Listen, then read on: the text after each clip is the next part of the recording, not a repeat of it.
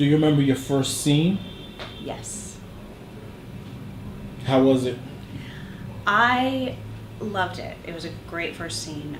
It was just a basic boy-girl. It was a boy-girl in a blowjob scene. And, you know, I've dabbled in sex parties and swinger parties and, you know, been in like a very sex-positive community for a very long time. So the idea of having a third or fourth or fifth party in the room when I'm having sex with someone is really not that unusual.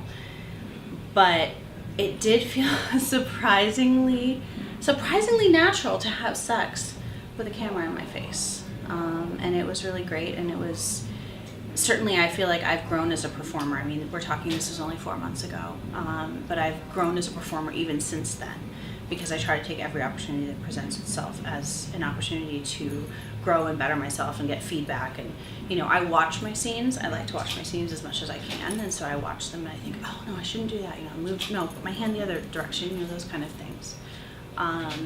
But I'm really grateful that my first scene it was very positive, yeah. That's good to hear. In just a short amount of time, you hit some very successful points. Recently, you just had your scene on Burning Angel, and ironically, one of your bucket list goals was to work with Joanna Angel. Yes.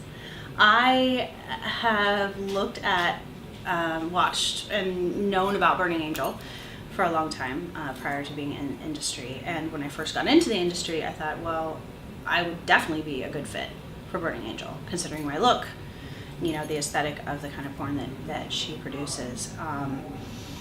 So I was really fortunate that I got booked with her, and I got booked with a really great performer, Isaiah Maxwell, and we had a super hot anal scene that just released, and yeah, I'm really excited for lots more scenes like that, for sure. And also, you've done group sex on film, another gangbang, and Savannah Styles, Lexington Steele's husband, directed that visual. So how did that come together?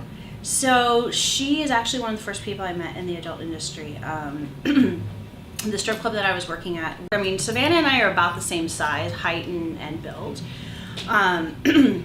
We both have done bodybuilding, we both have been pretty active, and we still are. But we're wearing protective gear, we're wearing lightweight gloves, you know, that kind of thing.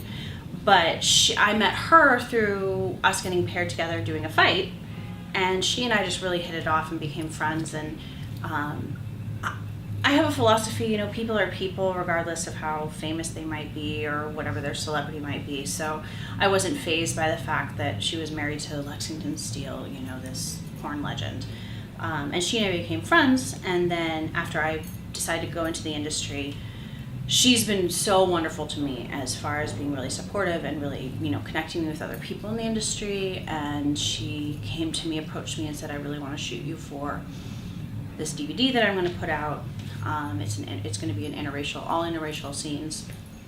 And she specifically said that she wanted to put me on the cover, which is, you know, very, very, very nice to have my first box cover. And she also asked if I could do a gangbang. So it was an interracial gangbang, 4 guys, me. How do you mentally prepare yourself from going one-on-one to having company? I think it's been something that I've been doing for so long in my personal life. You know, I've been having group sex or threesomes or that kind of thing for a long time in my personal life. So it's more the mental process of the creation of the scene, the creation of the content, because you're having to take in consideration camera angles and lighting and, you know, outside noises and, you know, all of those kind of things that you don't when you're just in the moment and enjoying yourself. So I think that for me was more the challenging part, because my personal experience had already branched into that realm. You know, I've had lots of group sex, I've had lots of threesomes, I've had lots of experiences being in the same room with other people that were fucking, or, you know, watching other people fuck, that kind of thing. What can kill your mood sexually? Bad hygiene. Especially going down on someone and just whew. Oh, that's the worst. Yeah, it's the worst. It's the worst. I can imagine a scenario. You're in heat. You want to get some. Yeah. Somebody smell like hot ass. Yeah. You're gone. Yeah. Or it's like, oh, let's just move to the shower. That's a way to fix it. But no, bad hygiene, that's a big turn off for me, for sure. For sure.